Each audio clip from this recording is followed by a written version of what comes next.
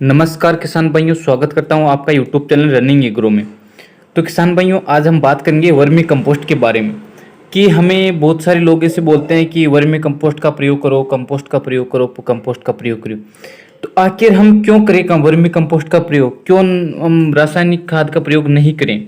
तो vermi compost के आज मैं आपको फायदा बताने वाला हूं और बताने वाला हूं कि वर्मी कंपोस्ट होता क्या है। तो वर्मी कंपोस्ट की बात करूं तो किसान भाइयों, वर्मी कंपोस्ट केंचुओं द्वारा कृषि अपशिष्ट को पचाकर उत्तम किस्म का कंपोस्ट बनाया जाता है। यानी जो वर्मी कंपोस्ट कहलाता है, यानी केंचुए के अपशिष्ट, मल, उनके कोकून, सभी प्रकार के लाभकारी सूक्ष्म जीवाणु होते हैं जो मुख्य एवं सूक्ष्म पोषक तत्वों और विघटित जैविक पदार्थों का मिश्रण वर्मी कंपोस्ट के द्वारा तैयार किया जाता है। तो वर्मी कंपोस्ट क्या होता है? वर्मी केंचुए ये आप जानते हो कि ये केंचुए, इन केंचुओं को गोबर की खाद में छोड़ने के बाद ये केंचुए ये खाद तैयार करते हैं। ये मैं आपको बता दूं, ये गोबर की खाद से 8 गुना अधिक सर्वश्रेष्ठ होती है। 8 गुना अधिक सर्वश्रेष्ठ होती है। कितने गुना? 8 गुना अधिक सर्वश्रेष्ठ होती है। ठीक है। तो वर्मी कंपोस्ट के बारे में आपको ये बताया मैंने। और वर्मी कंपोस्ट में नाइट्रोजन की मात्रा की बात करें तो वर्मी कंपोस्ट में नाइट्रोजन कितना पाया जाता है? वर्मी कंपोस्ट में नाइट्रोजन पाया जाता है 1.2 से, यानी 1.2 से 2.5% तो नाइट्रोजन पाया जाता है वर्मी कंपोस्ट में। ठीक है, जो कि हमारी फसल के लिए बहुत लाभदायक होता है। और बात करूं किसान भाइयों, फास्फोरस की बात करूं तो फास्फोरस पाया जाता है 1.6 से 1.8%, यानी 1.6 से 1.8% पाया जाता है। कौन सा पाया जाता है? फास्फोरस पाया जाता है। ठीक है। बात करूं किसान भाइयों में पोटेशियम की बात करें तो पोटेशियम पाया जाता है 1.0 से 1.5%, यानी 1.0 से 1.5% पाया जाता है, जो कि हमारी फसल के लिए बहुत ही लाभदायक होता है। ठीक है। अब किसान भाइयों बात करें वर्मी कंपोस्ट के मतलब फायदे क्या क्या है।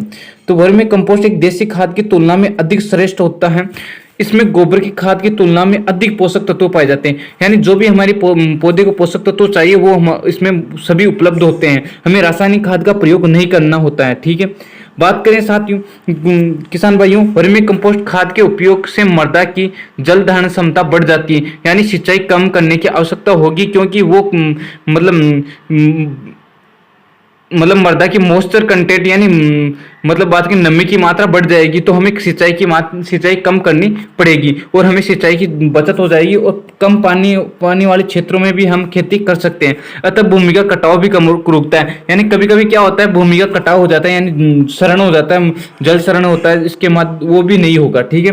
बात करें किसान भाइयों, वर्मी कंपोस्ट में एक्टिनोमाइसीट्स की मात्रा देसी खाद की तुलना में, यानी जो गोबर की खाद आप डायरेक्ट उपयोग करते हो उससे 8 गुना अधिक होती है। क्या होती है? 8 गुना अधिक मतलब उपयोगी होती है। ठीक है। तो फसलों में रोग और प्रतिरोधकता भी बढ़ती है, यानी हमारी फसल में रोगों का प्रकोप नहीं होगा। ठीक है। बात करें किसान भाइयों, वर्मी कंपोस्ट के उपयोग से ह्यूमस की मात्रा बढ़ती है। ह्यूमस आप जानते हो कि हमारी फसल के लिए बहुत ही लाभदायक होती है। ठीक है। वर्मी कंपोस्ट के उपयोग से खेत में खरपतवार व दीमक का प्रकोप नहीं होता है। अब किसान भाइयों आपको बता दूं मैं कि अब डायरेक्ट आप मतलब गोबर की खाद का प्रयोग करता हो तो गोबर की खाद क्योंकि पूरी सड़ती गलती नहीं है, इसके माध्यम से मतलब गोबर की खाद में किसी भी खरपतवार के बीज होते हैं तो वो हमारे खेत में चले जाते हैं। उसके बाद हमारे खेत में क्या होता है, खरपतवार की मात्रा बढ़ जाती है और खरपतवार फैल जाते हैं। और दीमक, जबकि गोबर की खाद मतलब सही नहीं गलने के कारण दीमक का प्रकोप हो जाता है, क्योंकि दीमक उस गोबर की खाद को खाती है, तो हमारे क्या है कि फसल को भी नुकसान पहुंचा देती है। जबकि बात करें केंचुए खाद की बात करें तो केंचुआ खाद पूरी गोबर की खाद को खाकर एकदम फ्रेश खाद तैयार करता है वर्मी कंपोस्ट, जो कि हमारी फसल के लिए बहुत ही लाभदायक होती है। बात करें किसान भाइयों, केंचुआ ऑक्सीजन हार्मोन का निर्माण करते हैं, यानी ऑक्सीजन हार्मोन को आपको बता दूं, ऑक्सीजन हार्मोन एक शीर्ष प्रभाविता को बढ़ाता है, यानी पौधे को ऊपर लंबा बढ़ाता है, जो कि उसका निर्माण करता है, जिसके कारण पौधा की वृद्धि और रोग प्रतिरोधी यानी रोगरोधी फसल बढ़ जाती है, यानी रोगों का प्रकोप नहीं होता है। ठीक है।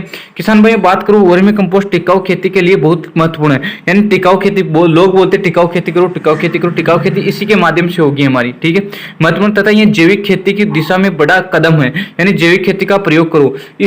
अब बात करूं साथ किसान भाइयों, तो जैविक खेती का प्रयोग इसलिए कर रहे हैं क्योंकि रासायनिक खाद एक केमिकल है जो कि हमारी बॉडी को मतलब खराब करता जा रहा है, हम आए दिन बीमार हो जाते हैं। वो ये एक इसका एक ही कारण है कि हम रासायनिक खादों का प्रयोग अंधाधुंध प्रयोग कर रहे हैं। तो इसका हमें प्रयोग हमें नहीं करना है, इस पैसे की बचत करनी है, हम खुद ही वर्मी कंपोस्ट तैयार करनी है या अच्छे वर्मी कंपोस्ट हमें किसी से लेनी है। ठीक है, बात करें वर्मी कंपोस्ट का प्रयोग करने से सिंचाई कम करनी पड़ती है तथा सूक्ष्म जीवों की मात्रा में वृद्धि होती है। सूक्ष्म जीवों की मात्रा में वृद्धि होगी तो हमारी क्या है कि फसल में वृद्धि होगी, क्योंकि हमारी जमीन में लाखों करोड़ों सूक्ष्म जीव यानी बैक्टीरिया पाए जाते हैं जो कि हमें रासायनिक खाद का प्रयोग करने से उन्हें मार देते हैं। तो हमें मतलब जैविक खेती का प्रयोग करना है, चाहे वो हरी खाद का प्रयोग करो या फिर हमें वर्मी कंपोस्ट का प्रयोग करो या गोबर की खाद का प्रयोग करो, इनका ही प्रयोग करना है। हमें रासायनिक खादों का प्रयोग नहीं करना है या कम करना है। वर्मी कंपोस्ट पौधों के लिए आवश्यक पोषक तत्व सभी उपलब्ध करा देते हैं, जैसे कि बात करें nitrogen, phosphorus, iron, sulphur, potash, magnesium, calcium, manganese, निकल, कोबाल्ट,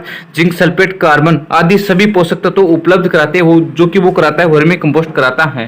ठीक है किसान भाइयों, आगे बात करूं मैं, रासायनिक खाद से हमारी जमीन खराब होती जा रही है और एक दिन फसल होना बंद हो जाएगी। ठीक है, क्योंकि तो यह आपको ध्यान रखना। वर्मी कंपोस्ट खाद का प्रयोग करने से मिट्टी की उर्वरता बनी रहती है, यानी जैसे हमारी मतलब इसमें मतलब अब एक बार वर्मी कंपोस्ट का प्रयोग कर देते हैं तो 1 से 2 साल हम प्रयोग नहीं करते हैं तो भी हमारी फसल होती रहती है और हमारी जमीन खराब नहीं होती है और मनुष्य में बीमारियां नहीं होती हैं। बीमारियां का कारण ये कि हम रासायनिक खादों का प्रयोग कर रहे हैं, उनसे हमारे शरीर में बीमारियां फैलती जा रही है। ये एक जैविक खेती का आयाम है। ठीक है, इसलिए हमें कम से कम रासायनिक खाद का प्रयोग करना चाहिए। किसान भाइयों, आपको जैविक खेती की अपनानी चाहिए और जैविक खेती की ओर बढ़ना चाहिए। जैविक खेती के माध्यम से हम मार्केट में अधिक मूल्य भी ले सकते हैं। अगर हम जैविक खेती करते हैं और गवर्नमेंट से हमारी जमीन को अप्रूव्ड करा लेते हैं कि हम जैविक खेती करते हैं तो हमें जैविक खेती का एक सर्टिफिकेट दिया जाता है, उसके माध्यम से हम मार्केट में अधिक पैसे भी ले सकते हैं। तो किसान भाइयों, आपको ये मतलब जानकारी कैसी लगी? अगर आपको ये जानकारी अच्छी लगी तो वीडियो को लाइक, शेयर, कमेंट और सब्सक्राइब करना ना भूलें।